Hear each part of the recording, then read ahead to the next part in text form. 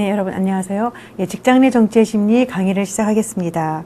이번 주의 학습 목표는 인생 설계와 직업 선택, 그래서 인생 설계와 직업 선택 그리고 진로 발달 이론이 되겠는데요.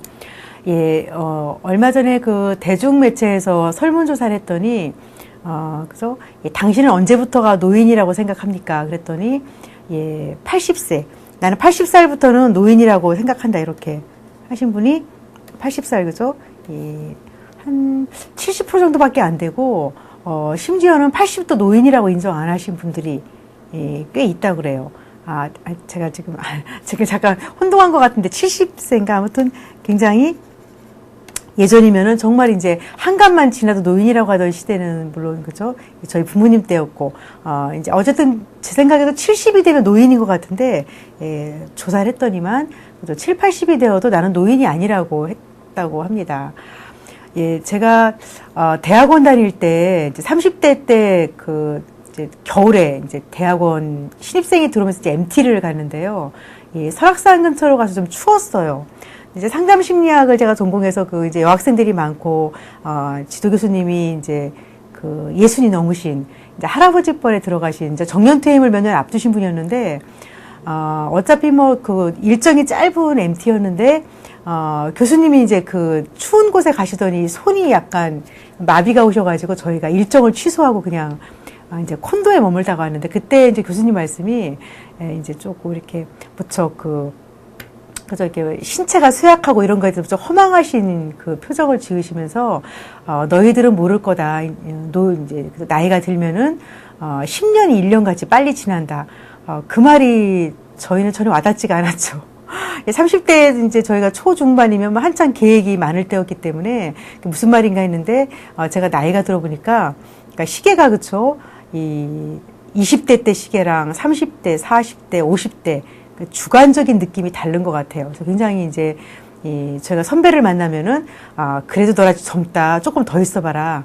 이제 시간이 하나 둘 가던 것이 둘레 여섯 하는 식으로 빨리 간다 이렇게 막 농담도 하는데 어쨌든 이번에 우리가 직장 내 정치 심리를 들으면서 그렇죠?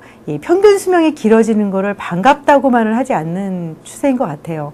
일단은 가장 이제 급박한 게 노후 자금의 문제고 그렇죠. 근데 그걸 매스컴에서 보면 노후 자금이 몇 억이 있어야 된다고 숫자로 얘기하는데 제 주변에 그러한 노후 자금을 가지고 계신 분을 본 적이 없어요. 제가 부자가 아니라서 그런지 모르겠는데, 그러니까 그게 이제 한국 사회는 좋든 싫든 또 자식하고 많이 살고 있고 또 지금의 인구 분포가 애들을 조금 낳는다고 막 걱정을 하시는데 사실 인구 조절은 하늘이 한다는 말을 제가 들은 적이 있어요.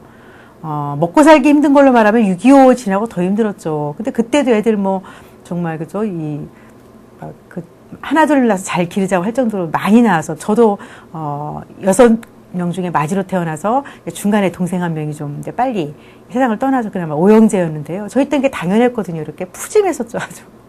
상을 차리면 정말 꽉 찰 정도였는데 요즘에는 하나 둘 낳는 것도 버겁다는 게 이제 대학 등록금이랑 자꾸 이제 경제 얘기를 하는데 앞으로는 우리나라가 이제 경제가 어렵고 여러 가지 어려움만 극복하면은 그죠 이제 정말 세계에서 1, 2위를 다투는 선진국이 되면은 세계 각국에서 우리나라로 들어 다문화를 정말 지금의 다문화라고 하면 주로 이제 우리보다 훨씬 가난한 나라가 와서 사는 사람을 다문화라고 하는데 앞으로는 이제 정말 미국처럼 그렇죠 들어오게 되면은 국적이 대한민국인 사람이 많고 순수 우리 단일 민족을 유지하는 건 아니겠지만 인구가 부족하지 않을 수도 있다는 그게 제 생각인데요. 우리가 어떤 주제 그렇죠 우리가 이번에 강의하는 직장 내 심리든 뭐든 너무 내가 지금 살고 있는 세상에서만 바라보는 거는 너무 근시안적인 것 같아요. 그래서 이번 주 주제가 인생의 설계라는 말로 시작을 해서 수강생 나름대로 나이 분포가 넓겠지만 각자 한번 직업하고 관련시켜서 생각을 해보는 시간이 되었으면 합니다. 진로 결정을 내가 진로를 이걸로 결정할 거다. 를 도와주기 위해서 어떤 걸 측정하면 될까? 근데 부적절한 거는 나의 진로를 결정하려면 흥미 봐야겠죠, 그죠? 흥미. 지금 먹고 살기 힘든데 무슨 흥미야 할 수 있지만 우리가 일주부터 얘기했죠, 그렇죠? 당장 먹고 살기 힘들어서 공부하는 게 아니고 어쨌든 기본을 배우는 거기 때문에 흥미가 있어야 된다는 거, 그리고 적성도 있고 내 가치관도 있어야 되겠죠, 그렇죠? 그리고 똑같은 답이 또 나왔네, 그죠? 적성. 예. 정답은 뭐예요? 이 중에서 틀린 답이 없답니다. 근데 아마 보기가 마지막에 제 생각에 성격이었던 것 같아요, 성격. 이제 강의 노트 같은 데 수정이 돼야 되겠죠, 그죠? 어쨌든 이 모두가 맞다가 정답이 되겠습니다. 예. 그래서 인생의 설계는 이제 행복하고 성공적으로 살기 위해서는, 설계가 필요하죠. 아파트만 뭐 재건축하는 게 아니고, 내 인생도 재건축을 해가지고, 그죠? 아파트 값만큼 뛸지 누가 알겠어요. 그렇죠? 근데 문제는 재건축을 한번 하려면 제 주변에서 보니까 어때요? 허름한 아파트에 들어가서 당분간 불편하게 살고 집값이 뛰기를 바라야 되는 것처럼 내 인생도, 그죠? 젊은 분이야 재설계가 아니겠지만, 그죠? 이제 여러분들 수강생에 따라서 다시 설계할 때, 어떻게 하면 될까? 특히 대학생 시기에 여러분들이 그 과목을 듣는다면 정말 행운이죠. 그렇죠? 여러모로 준비하면서 일단은 많이 배우는 시기이기 때문에 풍부한 지식과 아직 경험은 부족하지만 젊은이들이, 그렇죠? 이 경험에 근거해서 준비하는 게 필요하다는 거. 준비한 만큼 정말 온다는 걸 제가 제 친구들을 보면 알 수가 있는 것 같아요. 역시 대학교 때, 중고등학교 때 성실했던 애들이 지금도 보면은 특별히 뭐 운이 나빠서 그런 경우는 드물은 것 같아요. 정말, 그렇죠? 노력하면 그 대가가 있다는 거. 그래서 우리가 추구하는 소중한 가치를 어떻게 실현할 것인지, 가치가 있어도 그거를 내가 실천하지 않으면 안 되죠. 그렇죠? 그래서 그 미래를, 다가오는 미래는 정말 경쟁, 이제 다국적 경쟁이기 때문에 치밀하게 계획하고 또 체계적으로, 그렇죠? 준비한 사람에게 그 열매가 주어진다는 거. 그래서 우리가 이렇게 학문적인 공부하는 거는 이제 뭐 쉽게 말하면 씨를 뿌려두는 거죠. 근데 제가 시골에 가서 농사를 지어보니까 처음에는 모르니까 옆집에서 감자를 심으면 막 따라 심었는데 되게 식목일쯤에 심더라고요. 저는 그때 생각에 조금 늦게 심지 뭐, 조금 늦게 수확하면 되니까. 그건 제 생각이었고, 조금 늦게 심었는데 감자는 장마가 지기 전에 캐야 되기 때문에 썩으니까 다른 집보다 조그만 감자를 캤어요. 이런 것처럼 정말 그 때가 있다는 거. 그래서 우리가 그쵸? 특히 이제 뒤늦게 공부하시는 분들 같은 경우는 훨씬 더 많은 노력이 필요하겠죠. 언젠가 씨를 뿌려두면은 씨를 뿌린다고 금방 되는 게 아니죠. 뭐 이제 상추 같은 거는 씨를 뿌리기보다 이제 모종을 사다가 심죠. 조그만 새싹을 이렇게 100원짜리 하다 심으면 이제 이게 상추쌈이 이제 몇 개 나오는데 맨날 들여다보면 안 크는 것 같죠. 비바람 불면은 쓰러질 것 같고. 그렇지만 그게, 그죠? 풍파를 겪으면서 생명력을 갖춘다는 거. 여러분들이 공부한다고 뭐 금방 되는 건 아니지만 그만큼 이제 노력을 하셔야겠습니다. 그래서 인생의 시기마다, 여러분들의 그 발달 시기마다 공통적으로 겪을 삶의 과제가 있다. 그래서 우리가 심리학에서 발달 심리학을 공부하는 이유가 태어나서부터 죽을 때까지, 그죠? 각 나이마다 20대는 적어도 내가 누군지, 뭐예요? 정체감이 생겨야죠. 그렇죠? 내가 누군지 아는 정체감이 생겨야 되고, 진로 결정을 하고, 뭐 군대 갔다 오고, 이런 거. 30대가 되면 적어도 이제는 취업에 들어서고, 그죠? 40대가 되면 이제 결혼할 사람은 하고, 미혼이라면 미혼으로 확정을 하고, 이제 자녀를 낳아서 키우는 이 책임감과 그런 것이 왕성한, 40, 50대 뭐 이렇게. 그래서 우리가 단계마다 대인 관계도 다르고, 20대야 뭐 사랑의 노래만 부를 수 있지만 30, 40대는 책임으로 들어가죠. 그렇죠? 대인 관계가 다르고 대처할 과제들이 다르다. 그래서 여러분들이 똑같은 나이지만 또 사람마다 다르고 내용과 방식이 다르다는 거, 차이가 있다는 거.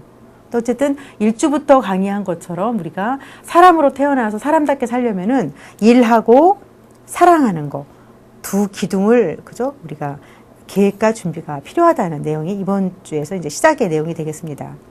그래서 인생을 설계하고 직업을 선택할 때 직장은 우리 삶에 많은 시간을 보내는, 그죠? 그래서 보내는 만큼 이제 월급 받아 생계 유지하고 내 뜻을 펼치는 사람끼리 만난 인간관계의 장인데, 끄기들 직장의 만족이 무척 중요하다는 말을 반복해서 하고, 그게 이제 뭐에서 인생을 결정하는 게 될 수도 있다는 얘기죠.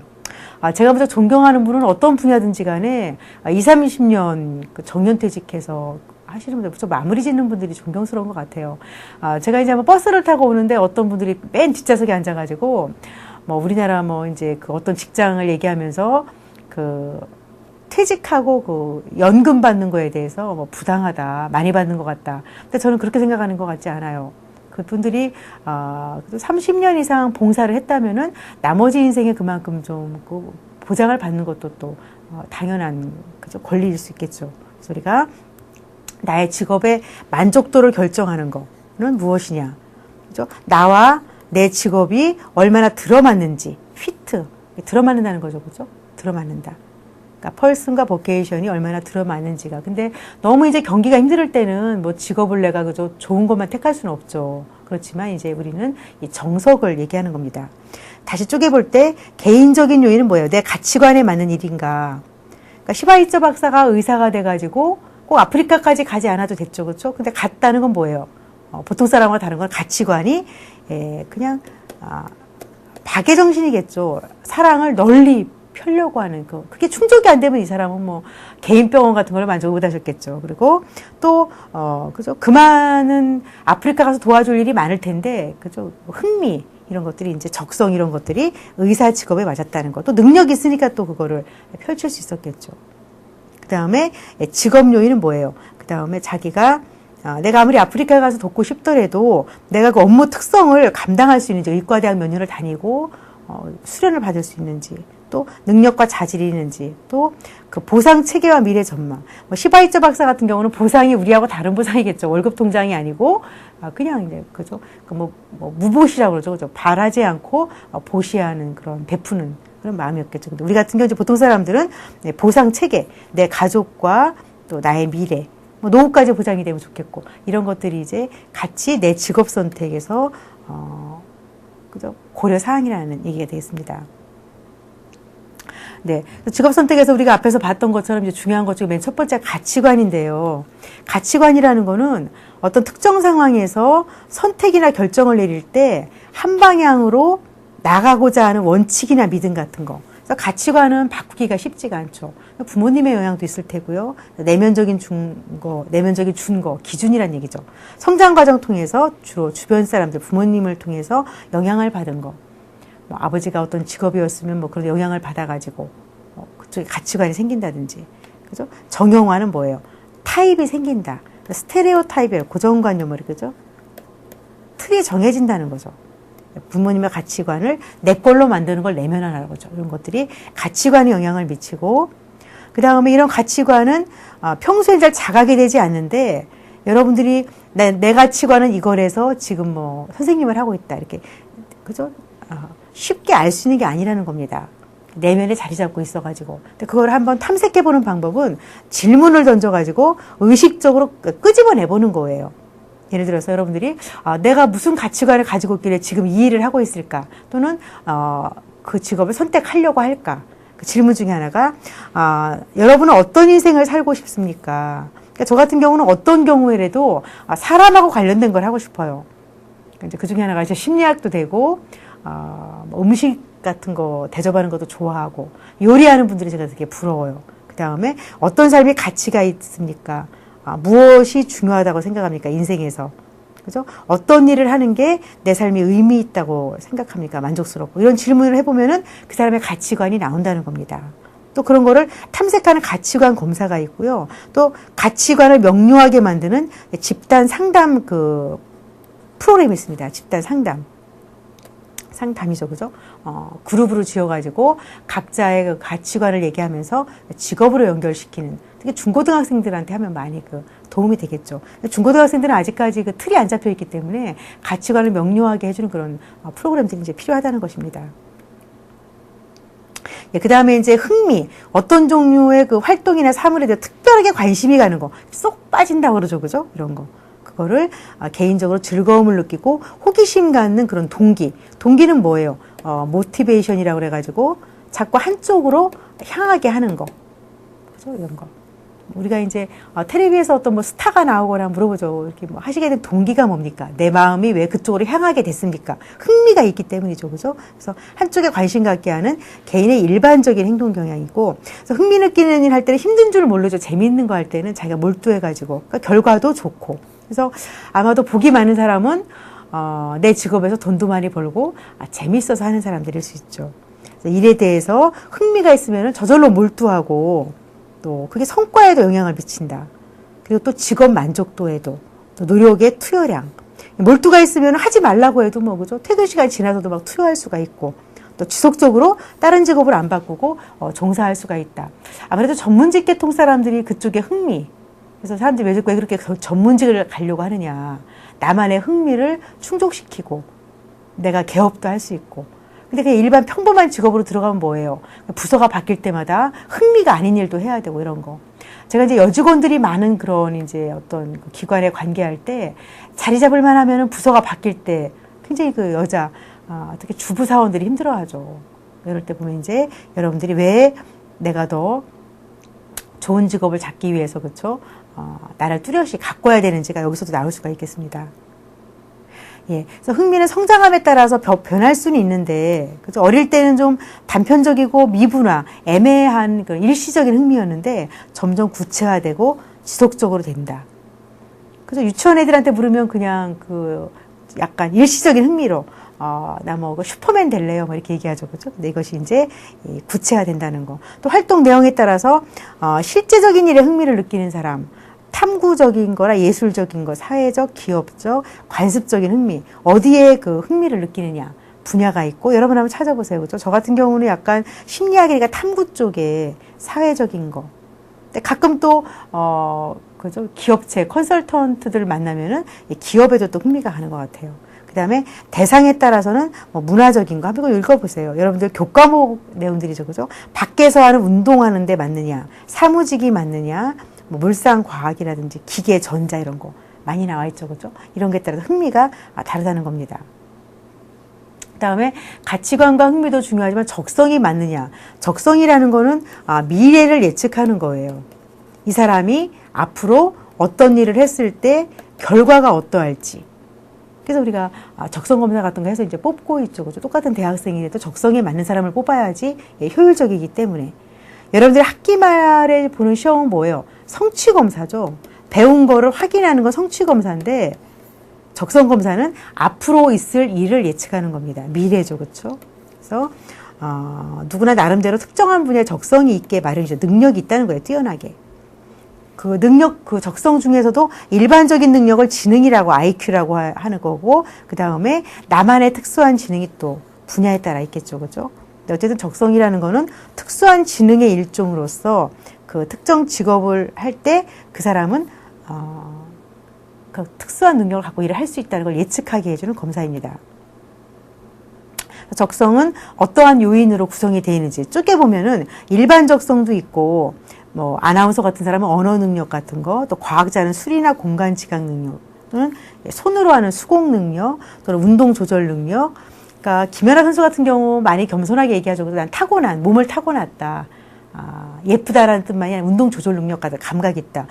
그죠? 피겨스케이트 선수 지금 김연아가 좀 키가 큰 편인데도 그 충격을 이길 수 있는 그런 어떤 구조 같은 이런 거. 그 다음에 여러분들도 사무 지각 능력, 형태 지각 능력 뭐 이런 거. 그래서 이 적성은 타고난 유전적인 소질이라고. 아무튼 부모님한테 물려받은 이런 거. 유전적인 게 강하다. 그렇죠. 저희 여동생 중에 한 명이 이제 그 그림을 잘 그리는 여동생이 있는데, 저는 피아노를 좀 배워봤지만 그림은 좀 보통 정도밖에 안 되는데 참 신기해요. 똑같은 도화지를 주는데도 거기에 꽉 채운 것부터 달라지죠. 근데 그 동생이 조카들을 낳았는데 아무것도 안 가르쳤는데 그림들을 다 잘 그려요. 그중에 몇 명이. 이런 거 봤을 때 타고난 소질이 있다는 거죠. 그래서 근데 타고난 소질도 중요하지만 이제 적성은 또 환경에서 밑받침. 아무리 그림 잘 그리는 아이도 얼마나 또 가르쳐 줬느냐. 환경적인 거, 학습이나 훈련에 의해서도 개발이 가능하다. 어느 정도 타고나야지 근데 개발을 한다는 얘기겠죠. 네. 그 다음에 이제 성격이라는 것도 또 우리가 직업 선택에서 봐야 되는데요. 여러분들이 지금 쭉 보시면서 그죠 생각할 게, 내가 어떤 직업에서 일을 하고 있다. 또는 앞으로 어떤 직업을 선택한다 할 때, 가치관, 흥미, 적성. 쭉 한번 보시라는 거죠. 그죠? 이번엔 성격인데요. 성격이 무슨 말인지는 다 알겠지만, 이 정의에 의하면 뭐예요? 한 사람을 다른 사람하고, 구별시켜주는. 그러니까 성격을 주관식으로 정의를 내리라고 시험에 나면 어떻게 써야 돼요? 환경에 적응하는 그 사람만의 그 독특한 생각하는 양식, 사고 양식과 그 행동 양식이라고 교과서에 나와 있습니다. 그렇죠? 생각과 행동하는 것이 그 사람만의 독특한 특징이 있다, 성격이 있다. 성격은 시간, 세월이 지나도 상황이 바뀌어도 지속적으로 일관성이 있어야 됩니다.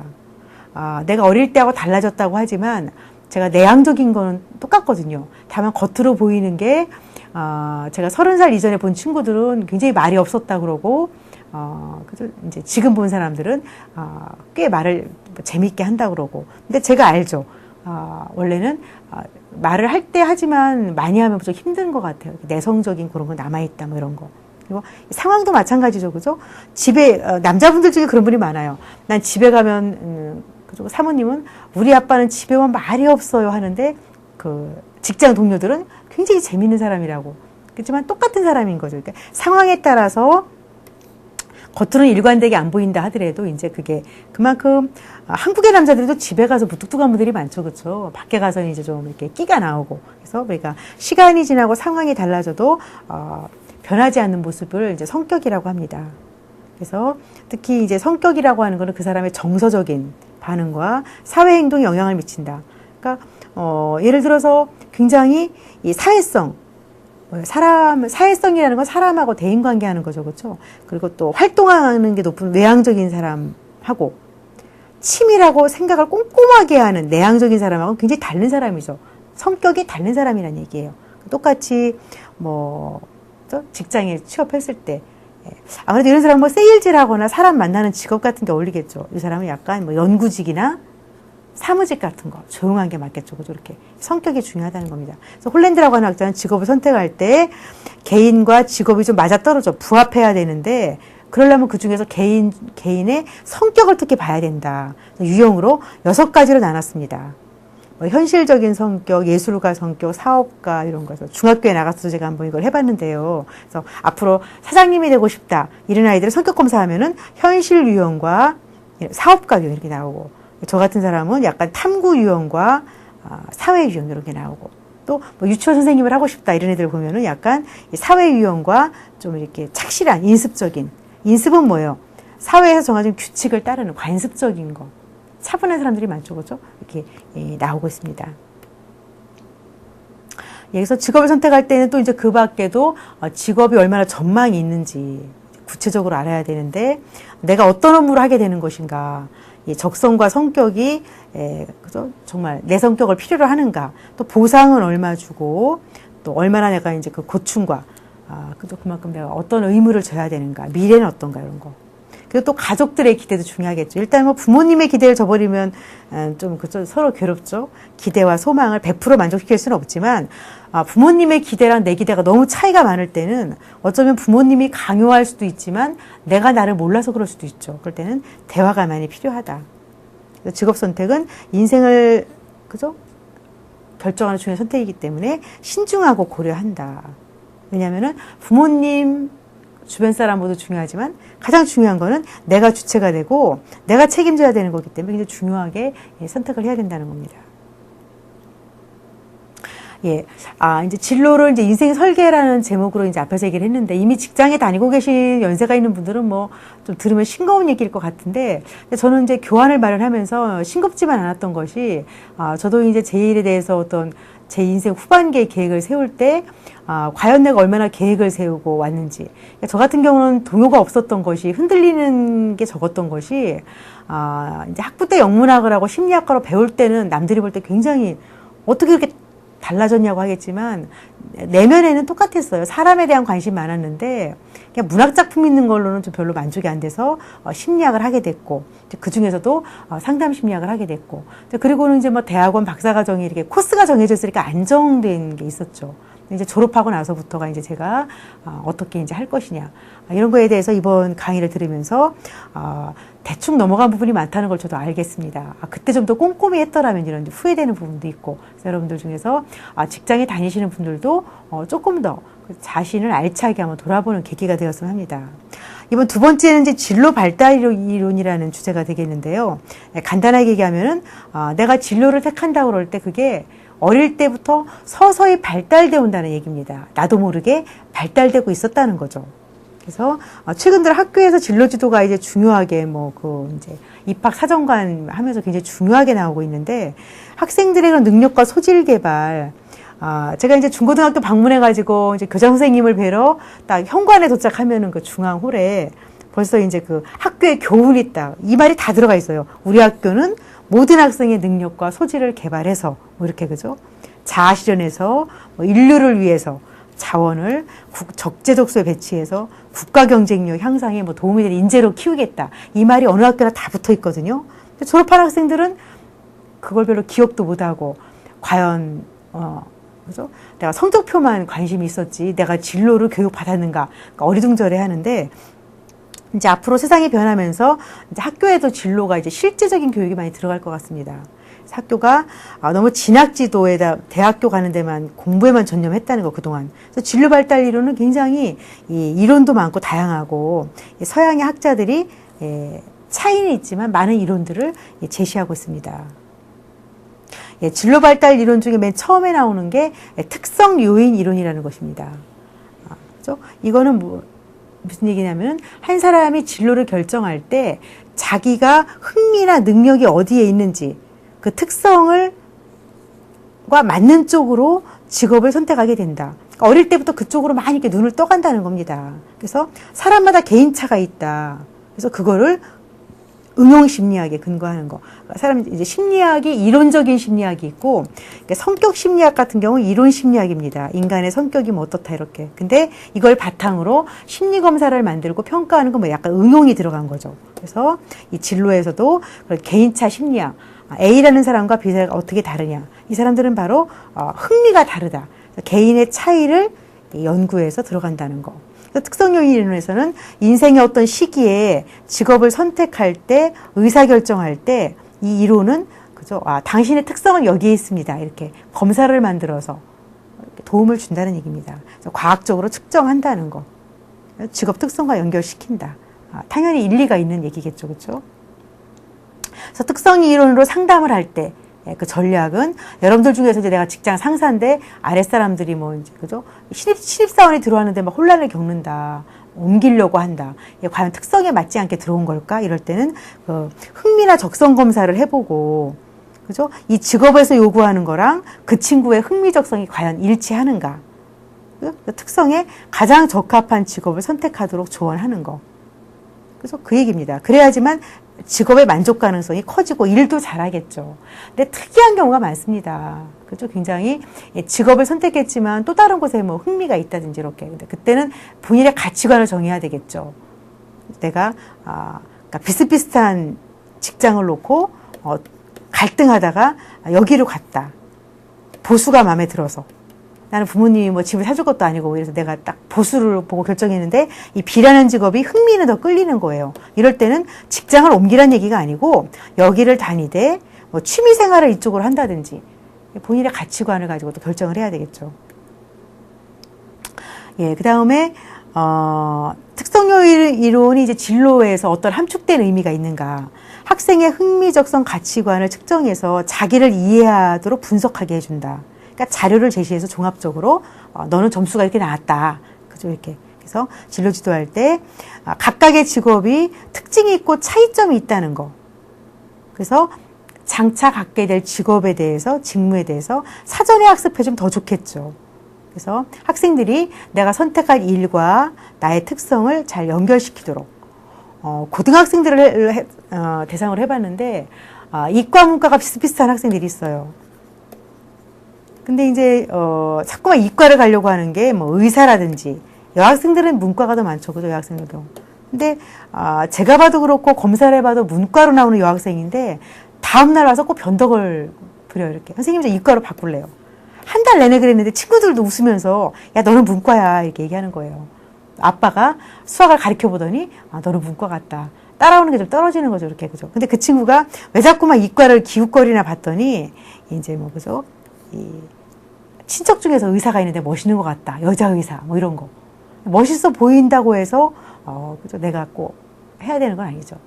능력이 또 따라잡아야 되는 거죠. 그 학생 공부를 잘해가지고 굉장히 그 갈등이 많았던 것 같아요. 근데 의사가 되지 말라는 법은 없지만 문과 취향이 강한 사람이 이제 이과를 가면 어때요? 의대 갔을 때 그때부터는 조금 친구들한테 치일 수가 있죠. 일반 고등학교에서는 조금 표시가 안 나는데 의과대학에 오는 사람끼리 모아놨을 때는 정말 적성에 맞게 온 사람하고 그래서 약간 어렴풋하게 온 사람하고 이제 구별이 된다는 거죠. 그래서 그때부터 이제 가치관을 가지고 개인 상담에 들어가는 작업을 했던 기억이 납니다. 그 다음에 어떤 학자, 로우라고 하는 학자는 욕구 이론이라는 걸 제안하면서 특성도 중요하지만 개인의 욕구와 직업 선택 행동에는 관계가 있다. 그래서 새로운 그런 검사 도구를 개발을 해가지고 우리가 태어나서 그 인생 초기 어렸을 때 가정 환경에서 부모님의 영향을 받아가지고 아이들은 무조건 부모님 관심 받으려고 하는 그 과정을 거치게 되죠. 그래서 발달 초기는 어린 시기에, 어린 나이 시기에 부모 행동을 개념화. 부모님이 이런 걸 칭찬해 주는구나. 그죠? 우리 부모님은 내가 뭐가 되길 바라는구나. 이렇게. 그래가지고 부모님이 자녀를 키울 때 이제 감정적으로 집중하죠. 그죠? 너무 과보호하는 부모님이 있고, 너무 요구가 많으신 분이 있고, 또 자녀에 대해서 좀 회피하는 부모님. 감정적으로 아이의 요구를 잘 안 들어주고 무시하거나 거부하시는 분들도 있고 일부러 그러는 건 아니겠지만 여러 가지 사정이 있겠죠. 또 자녀를 받아주되 무관심하게 대충 그래 대충 받아주는 사람하고 애정적으로 정말 들어보고 이렇게 받아주시는 분하고 이런 경험을 가지고 아이들이 점점 나는 어떤 사람이 될 건지가 어떤 욕구로 자리를 잡는다는 겁니다. 그래서 직업군을 선택할 때 부모-자녀 관계를 이 이론을 많이 보고 있는데요. 특히 이제 유전적으로 타고난 특성과 함께, 그러니까 저같이 이제 사람에 관심 많은 것도 유전자에 있을지도 모르겠죠. 그죠? 아무래도, 딱딱한 이과 과목보다는 사람에 관련된 과목이 좋다. 이런 특성과 함께 어렸을 때 환경이 이제 부모님이 사업을 하시니까 사람이 많이 드나들고, 어린 사람, 종업원 아저씨, 또 나이 많으신 분 해갖고 갈등이 많은 걸 제가 어릴 때부터 이렇게 애늙은이처럼 이렇게 주워들은 경험이 많아요. 이랬을 때, 친근한 부모님 자녀 관계. 그러니까 부모님하고 좀 사이가 친근했던 가정에서 자란 아이들은 타고난 특성과 맞물려가지고 인간지향, 뭔가 사람과 어울리는 직업, 그런 성격을 만들어가지고, 직업도 사람과 부대끼는 직업, 비즈니스라든지 단체, 문화예술가도 사람과 관련된 거를 선택하는 경향이 많다는 것이지 100% 그렇다는 건 아닙니다. 근데 좀 부모님이 냉담한 부모님, 그러니까 부모님 중에서 굉장히 공부를 많이 하셨는데 좀 약간 너무 이지적인 분들, 조금 이렇게 냉정하신 분들, 좀 정확하신 분들, 이런 분들이 있습니다. 그런 분들은 자상한 배려 같은 게 좀 적었기 때문에 어릴 때부터 자기에게 문제가 있어도 엄마한테 도움을 청하지 않고 그냥 이렇게 나 혼자 해결하는 방법을 배우다 보니까, 또는 냉담한 부모 관계라고 하는 게 그러니까 부모님이 어려서 일찍 돌아가신 경우에 해당하죠. 독립심을 빨리 배워가지고 나도 모르게 그런 성격이 돼가지고 직업도 약간 비인간적이라는 건 나쁜 뜻이 아니고 사람과 조금 떨어져서도 할 수 있는 일, 내가 기술로 할 수 있는 일, 건물 밖에서 몸으로 하는 일, 이런 거, 과학직 같은 거, 이런 것들도 감당하기가 좀 쉽다는 겁니다. 저 같은 사람은 어디다 데려다 놓으면은 사람한테 관심이 많아요. 나도 모르게. 그렇기 때문에 이런 쪽 직업보다는 여기가 맞다는 얘기입니다. 그래서 냉담한 부모-자녀 관계를 여러분들이 조금 오해하셔가지고 냉담한 부모가 따로 있다는 얘기는 아닙니다. 조금 사람끼리만 어우러지는 집안이 있고 각자 책 보고 조금 이렇게 약간 거리가 있는 집안도 있죠. 그렇죠? 분위기에 따라서 직업에도 영향을 준다. 그런 얘기가 되겠습니다. 그 다음에 이제 직업 선택할 때 성격 이론이 또 있는데요. 성격에 대한 거를 홀랜드가 연구를 많이 했는데, 이 사람은 4가지 가정을 하면서 사람들은 6가지 성격 중에 하나를 갖고 태어난다. 실제적인 성격, 탐구적인 성격, 호기심이 많은 사람이죠. 예술적인 성격, 이런 6가지 성격이 있고, 또 직장의 환경도 6가지가 또 이렇게 있습니다. 그래서 저같이 탐구, 심리학처럼 호기심 있는 그런 성격을 타고났는데 일도 지금 그런 걸 하고 있죠. 그죠? 이런 거.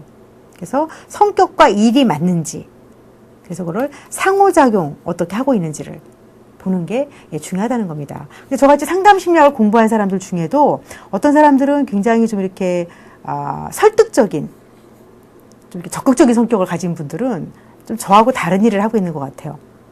그런 분들이 이 설득적인 성격을 가지신 분이 또 굉장히 실제적인 일을 하고 싶어 하면 어때요? 굉장히 회사 같은 데 가서 컨설턴트 같은 좀 과감한 일에 또 도전도 하고, 그래서 이 두 가지를 짝을 맺어 가지고 이 직업을 어떻게 선택하는지를 보셔야 되겠습니다.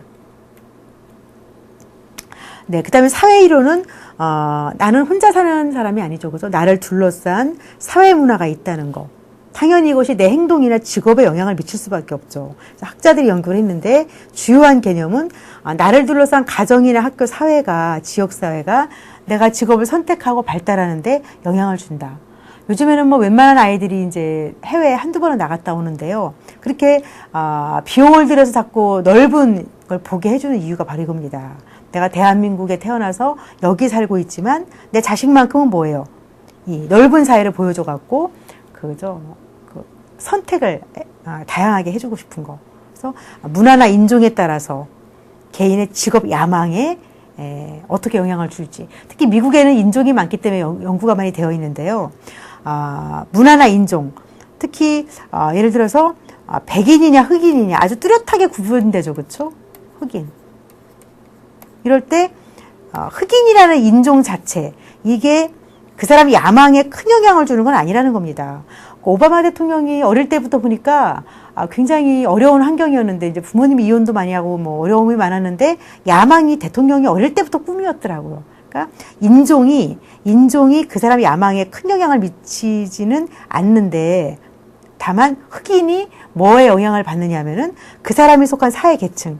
아무래도 백인한테 밀려가지고 좀 불이익을 많이 받잖아요. 그래서 흑인이라는 인종 자체가 차별을 받는다기보다도 흑인으로서 어떤 계층에 속했느냐, 눈만 뜨면 보는 게 그거기 때문에, 그죠? 그래서 아이들 유치원 놀이 같은 거 시키면 그대로 나옵니다. 얘가 어떤 수준에 사는지를 보면은 옷차림이나 이런 것도 나타나지만 어떤 말을 하는지, 어떤 관심을 가지고 있는지.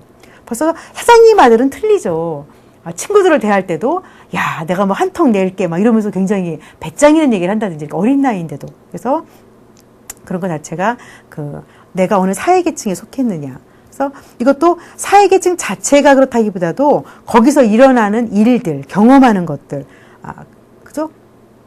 내가 흑인이라는 계층에 살아보니까 거기서 어떤 사회적인 반응이 오고 갔는가. 또 교육을 어떻게 받았는가. 그래서 이런 것들 야망, 지능 수준 이런 것들이 그 사람의 독특한 심리 환경을 만들어서 결과적으로 직업에도 영향을 미치는 거. 한때는 백인들이 흑인들을 막 얕보면서 흑인들은 뭐 그죠? 굉장히 이게 지능을 낮게 타고난다고 했는데 그렇지 않다는 거죠, 그렇죠? 지능은 비슷하게 타고났는데 자꾸만 계층에서 밀리다 보니까 교육도 잘 안 시키고 하다 보니까 떨어졌다는 거, 이런 거. 그래서 그죠? 복잡한 말 같은데 인종 자체가 영향을 미치는 것도 아니고 사회 계층도 그 자체가 영향을 미치는 게 아니라 거기서 보고 들은 사회적인 반응 같은 게 자꾸 한 사람의 야망을 이렇게 그죠? 축소시키거나 크게 할 수 있다는 겁니다. 특히 저소득층 가정의 아이들은 어때요? 그 사람들 열망하는 직업, 막 뭐가 되고 싶다. 근데 실제로 가질 수 있는 거라고 예상하는 직업 간에 차이가 많다. 그렇죠? 그래서 그런 아이들한테 좀 이렇게 빈약한 계층 아이들한테 물어보면은 뭐 대통령이 되고 싶어요 하다가도 실제로 뭐가 될 것 같으냐, 이렇게 가능성을 얘기할 때는 기가 죽는다든지 이렇게 차이가 있다는 겁니다. 그래서 이 사회 이론이 이제 우리 같은 단일 민족 국가 잘 좀 적지만, 그렇죠? 서울이나 지방 격차가 좀 있겠죠, 그죠? 이제 남북이 통일되면은 격차가 생길 수가 있죠. 사회 이론은 그 빈약한 교육 수준 이런 게, 그죠? 그러니까 교육을 많이 못 받은 게 그만큼 무능력해서, 그죠? 진로에 영향을 미칠 수도 있지만 보다 근본적인 이유는 뭐예요? 원하는 직업에 접근하는 것을 주위 환경이 허락하지 않을 거라고 본인이 생각하는 거. 그죠? 내가 뭐 학력이 떨어져서 능력이 부족하다. 그것 때문이라기보다도 본인 스스로 기가 죽는다는 거예요. 아마도 안 될 거야. 내 환경이 허용하지 않을 거야. 그러니까 그렇게 하지 말라는 거죠. 그렇죠? 그 다음에 또 그래서 환경을 의식해가지고 내가 이렇게 교육을 못 받았으니까 추구해보지도 않고 체념, 포기해가지고 그냥 보잘것없는 일에 머무른다. 손해를 보겠죠. 여러분들 그런 거는 벗어버려야겠죠. 그죠? 얼마든지 노력하면은 원하는 걸 이룰 수 있다는 얘기입니다.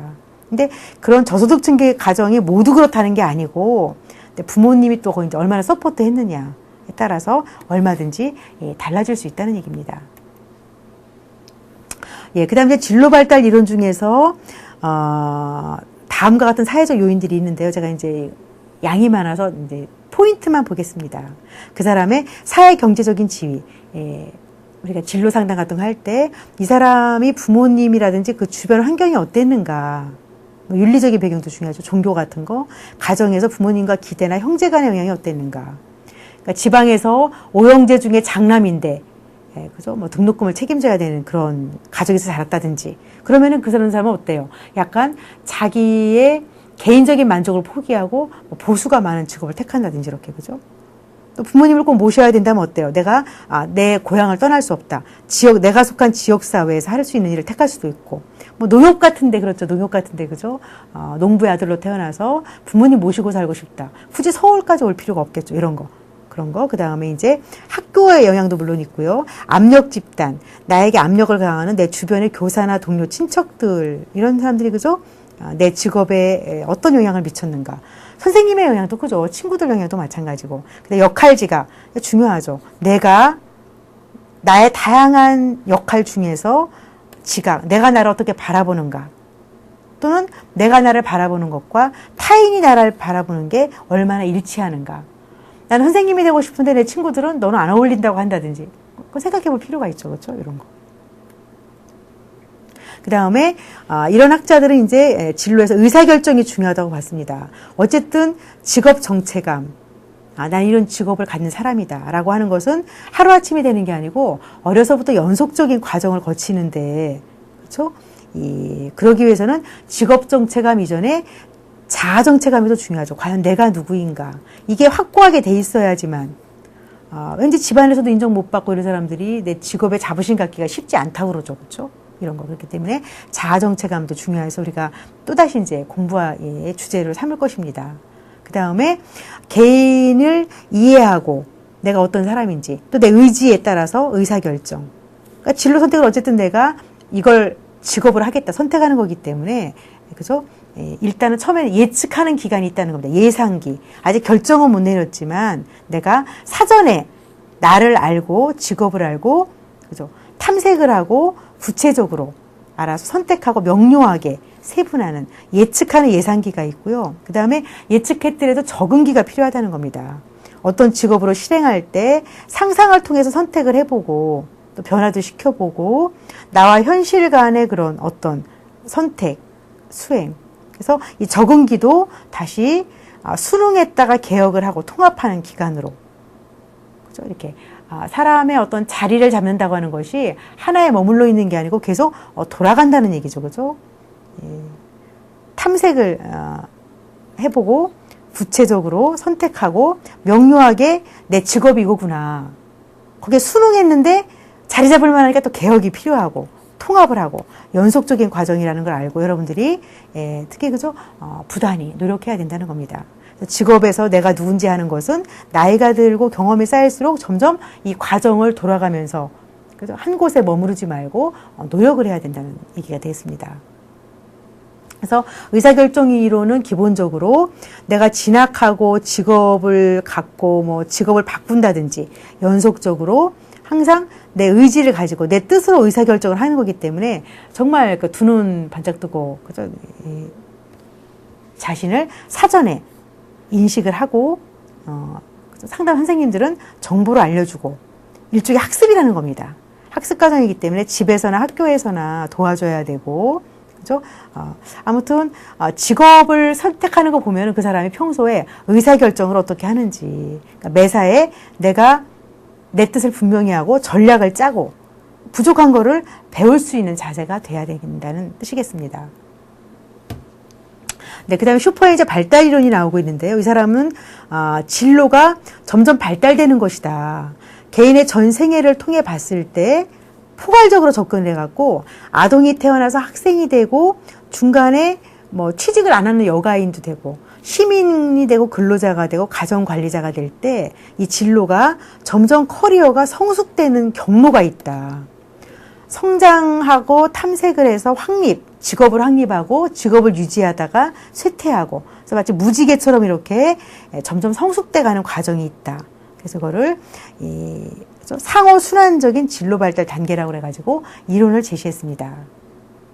그래서 그 사람이 진로를 계획하고 결정을 할 때, 그죠? 이 사람이 어디에 능력 있고 흥미가 있는지, 현실을 이해하고 자기를 이해할 때 도와줄 때 이 이론을 적용을 하는데요.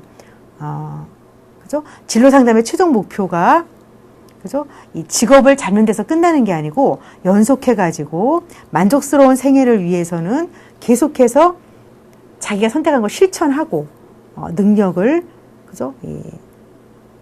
키우도록 도와줘야 된다는 겁니다. 그래서 나의 진로 성숙이 어떤 과정을 거치는지 분석을 하고 취약한 거를 보완해야 된다. 그거에 대한 표가 다음에 나와 있습니다. 여러분들 중에서 20대에 들어가는 분들은 어때요? 여러분들이 20대에 들어가는 분들은 이제 취미 시간을 줄여야죠. 공부해야 되니까. 취미에 대한 투자는 쇠퇴, 적게 하고 직업 선택을 이거라고 확증하는 거를 이제는 조금, 그죠? 잡고 선택을 이제 시작을 해야 된다. 확립을 해야 된다. 그리고 많은 기회를 직업을 선택하기 위해서 많은 탐색을 해야 되고 성장기, 현실적으로 내가 누구인지를 많이 개발해야 된다. 이걸 성장시켜야 된다는 겁니다. 또 이미 30대가 지나서 40으로 가까이 가는 분들은 어때요? 이제는 뭐 운동하고 이런 그런 뭐 골프 치고 이런 것들은 이제 줄이시고, 그죠? 감소하고 지위가 안정된 거를 웬만하면 유지를 하는 게 좋고, 그죠? 안정된 지위를 확립을 하고 원하는 일을 위한 기회, 그죠? 기회를 탐색해보고 연관된 것들을 더 이제 사람을 통해서 학습을 한다. 이런 게 되겠습니다. 반면에 60세에 다 가신 분들은 뭐예요? 이제는 나의 한계를 인정하고, 그죠? 일과 관련된 새로운 문제점, 뭔가 이것도 고쳐야 되지 않을까? 이것도 배워야 되지 않을까? 뭐 이런 거. 새로운 거를 보충할 건 보충을 하고, 이건 아무래도 40대에 해당하겠죠. 그죠? 그리고 이제는 너무 경쟁하는 거랑은 좀 이제 물러서는, 나의 것을 확실히 하는, 그리고 이제 핵심적인 거에만 활동을 두는, 40대 중반부터 이게 이제 시작이 되는 거죠. 그렇죠? 이런 거. 그래서 이 표를 보시는 방법이 그렇게 되겠습니다.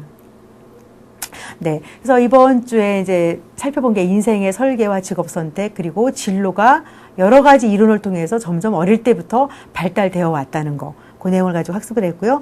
정리는 너무 지금 페이지가 많아가지고 제가 시간상 그냥 페이지만 넘길 테니까 여러분들이 한번 꼼꼼하게 강의 노트를 통해서 한번 읽어보시기 바랍니다. 네, 정리하기가 나와 있고요. 마지막에 이제 그 평가 문제는 여러분들 스스로 강의 노트에서 단답식으로 풀어보시고, 이걸 이제 객관식으로 만들어갖고 제가 아마 기말 시험에 출제할 가능성도 많이 있으니까 꼭 풀어보시고요. 그 다음에 다음 강의 주제는 진로 상담을 적용하는 거에 대해서 학습을 하겠습니다. 예, 수고하셨습니다.